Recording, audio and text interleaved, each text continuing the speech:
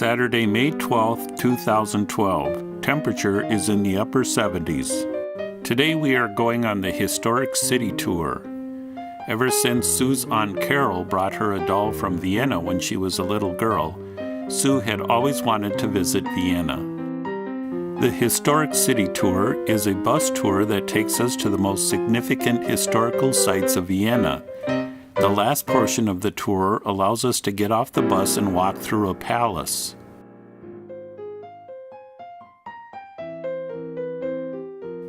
The State Opera House first opened on May 25, 1869, with the production of Don Giovanni by Mozart.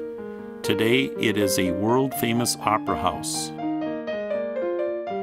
Emperor Francis Joseph I ruled Austria from 1848 until his death in 1916. When his only son committed suicide, the next in line for the throne was his nephew, Archduke Franz Ferdinand, but he was assassinated in 1914, which was the spark that started the First World War.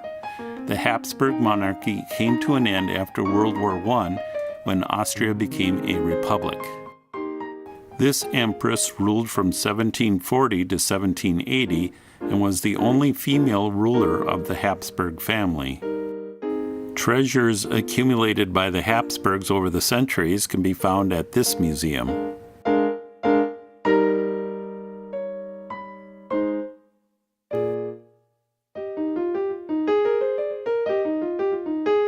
This theater, fashioned after the Dresden Opera, is a famous German-speaking theater with busts of great playwrights above each of the windows. Founder of psychoanalysis, Sigmund Freud lived and worked here in Vienna from 1891 to 1938. Built in the 17th century, this museum was originally a palace. Today it exhibits masterpieces by Rubens, Rembrandt, and Raphael. Dating back to the 8th century, this church is consecrated to Saint Rupert, patron saint of salt mining, as it is near the place where ships brought in salt from nearby salt mines. This education center features an observatory and planetarium.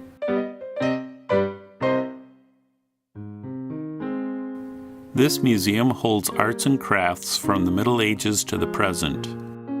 Known as the Waltz King, Johann Strauss was a popular Viennese composer who wrote the Blue Danube Waltz. The Strauss Brothers Promenade Concerts tradition continues to the present day at the city park. We went to this concert hall to hear Hilary Hahn during our stay in Vienna. It is the home of the Vienna Symphony Orchestra. Works by the great Viennese composers are performed on a regular basis.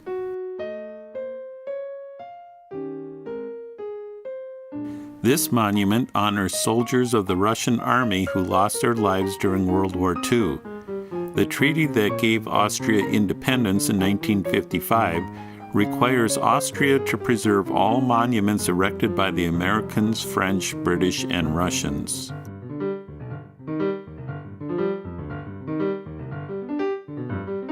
We went to this concert hall to hear the Vienna Mozart Orchestra concert. The concert hall is also home to the Vienna Philharmonic Orchestra. This church from the early 18th century is consecrated to Charles Borromeo, patron saint of plagues.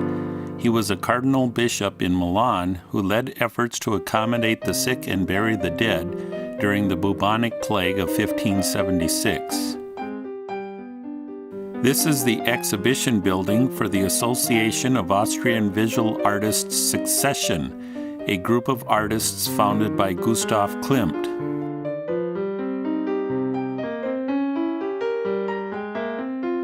This church, located at the Imperial Palace, is where the hearts of the deceased Habsburgs were entombed in silver vessels.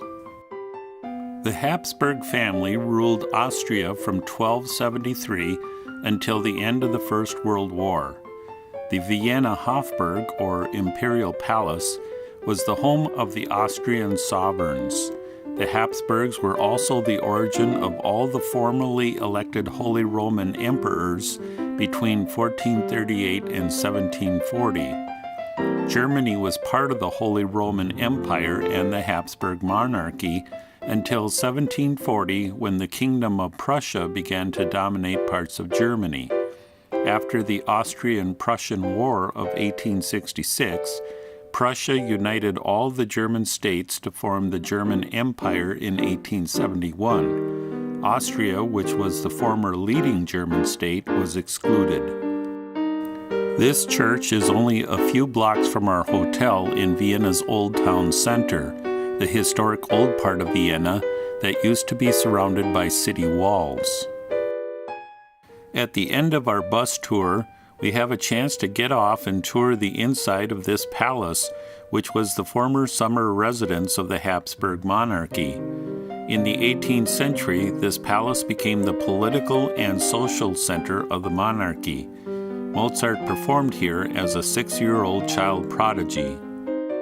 Once inside, we see the luxurious living accommodations of the imperial family.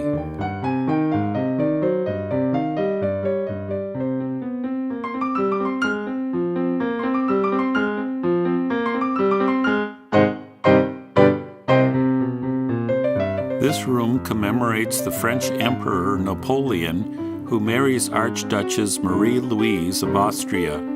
Their son Napoleon II lived and died in this room. He became Emperor of France at age 3 when Napoleon abdicated, but the coalition partners that had defeated Napoleon refused to acknowledge his son as successor.